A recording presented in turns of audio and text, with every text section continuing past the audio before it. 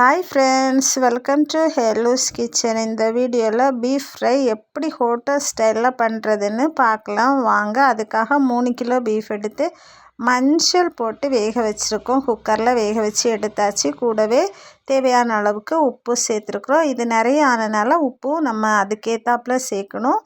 இப்போ பொடிச்சு வச்சுருக்கிற சில்லி ஃப்ளாக்ஸ் சேர்த்தாச்சு. பாருங்கள் என்னெல்லாம் மசாலா சேர்க்க போகிறோன்னுட்டு. இது கறி மசாலா கொஞ்சமாக சேர்த்துருக்குறோம். இஞ்சி பூண்டு பேஸ்ட்டு தாராளமாக சேர்க்கணும். ஒரு 5-6 ஸ்பூன் அளவுக்கு சேர்த்துருக்குறோம். இப்போ மிளகுத்தூள் சேர்க்குறோம். இதுவுமே அந்த பெரிய கரண்டிக்கு 3 கரண்டி சேர்த்துருக்குறோம். எப்போவுமே ஃப்ரை நல்ல எரிப்போடு இருந்தால் தான் டேஸ்டியாக இருக்கும். இப்போ ஒரு கரண்டிக்கு பெருஞ்சீரகத்தூள் சேர்த்தாச்சு. கட் பண்ணி வச்சுருக்கிற மல்லி இலையும் சேர்த்துருக்குறோம். இப்போ நல்லா மிக்ஸ் பண்ணணும். நல்லா மிக்ஸ் பண்ணணும். மிக்ஸிங்கில் தான் அந்த டேஸ்ட்டு வரணும்.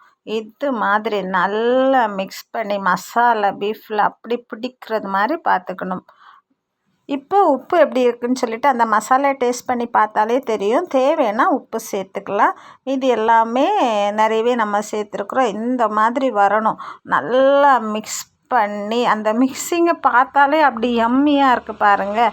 பீஃபு 1 ஹவர் மேக்னேட் பண்ண வச்சாச்சு. இப்போ பாத்திரம் அடுப்பில் வச்சு எண்ணெய் சேர்க்க போகிறோம்.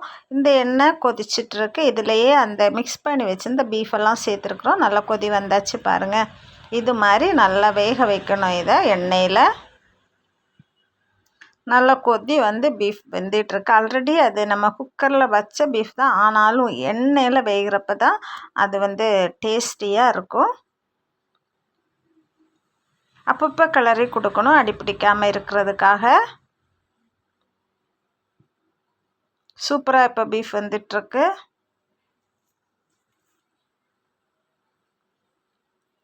பாருங்கள் இப்போ பீஃப் அவ்வளோ சூப்பராக வெந்தாச்சு.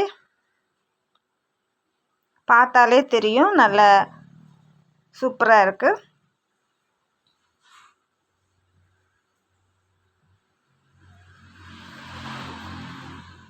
அப்பப்போ கிளறி விட்டுக்கோங்க, இல்லைன்னா அடி பிடிச்சிரும். அடுப்பு மீடியம் ஃப்ளேமில் இருக்கட்டும். இது விறகு அடுப்பில் தான் வெந்துட்டுருக்குது. அப்போ நல்லா வெந்து வரப்போ விறகு அடுப்போட அந்த ஃப்ளேமை குறைச்சிக்கலாம். இப்போ ரெடி ஆகிட்டு கறிவேப்பிலை தூவியாச்சு. நல்லா இறக்குற ஸ்டேஜ் வரப்போ கறிவேப்பிலை அதில் போட்டோன்னா அந்த ஃப்ளேவர் அவ்வளோ சூப்பராக இருக்கும். இப்போ நம்ம கண்டெய்னருக்கு எண்ணெயை வடிகட்டுறதுக்காக மாற்றுறோம். இப்போ இதில் எண்ணெய் எல்லாம் ஸ்ட்ரெயின் ஆகி போயிடும். நம்ம ஸ்ட்ரெயினரில் தான் ஊற்றி வச்சுருக்கிறதுனால எண்ணெய் நல்லா வடிஞ்சு போயிடும் பாருங்கள். இந்த மாதிரி இருக்கும். கொஞ்சம் டைம் ஆகும் எண்ணெய் வடிஞ்சு கிடைக்கிறதுக்காக. இப்போ நல்லா எண்ணெய் வடிஞ்சாச்சு. சுத்தமாக எண்ணெய் இல்லை. நீங்களும் ஒரு தடவை இது மாதிரி வீட்டில் ட்ரை பண்ணி பாருங்கள். அவ்வளோ டேஸ்டியாக இருக்கும். இது ஒரு சூப்பரான பீஃப் ஃப்ரை. சுட சுட சோறு கூட சாப்பிட அடிப்பொலியாக இருக்கும். சப்பாத்தி பரோட்டாக்கும் சைட் டிஷ்ஷாக சாப்பிட சூப்பராக இருக்கும்.